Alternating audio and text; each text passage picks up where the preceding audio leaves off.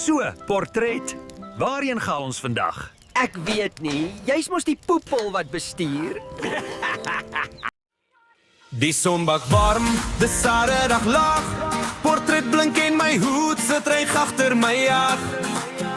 Ek sien poepel breed die planne in die wind. Ons ry deur die bos waar die stories begin.